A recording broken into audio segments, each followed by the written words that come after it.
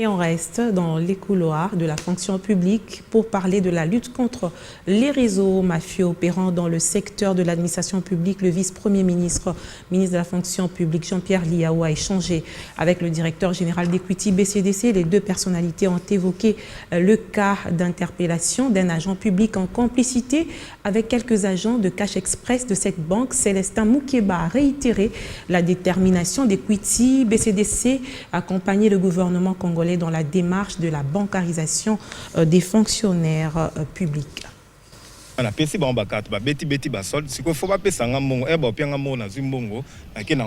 L'interpellation d'un agent public de l'État avec 34 cartes bancaires qui lui permettaient d'entrer dans les circuits des pays pour toucher illégalement les salaires et primes des agents publics de l'État a révélé les pratiques de fraude avec la complicité des quelques agents des Cash Express travaillant en partenariat avec la banque Equity BCDC. Et dans le but de démanteler ces réseaux mafieux, le vice-premier ministre, ministre de la fonction publique, Jean-Pierre Liaou Eboa, a accordé l'audience au DG d'Equity Bank, Célestin Moukeba, pour des dispositions pratiques en rapport avec le mécanisme de protection des salaires des fonctionnaires lors des opérations de paye. Le directeur général de cette banque commerciale a confirmé la résiliation des contrats avec les agents, complices du fonctionnaire détenteur des 34 cartes bancaires. Il ne s'agit pas du guichet de la banque ou de la banque, mais il s'agit de nos partenaires qui ont fait la transaction, mais très vite on les a identifiés, on a identifié 3 pour lesquels nous avons suspendu leur contrat. Nous avons aussi ouvert une enquête à l'interne.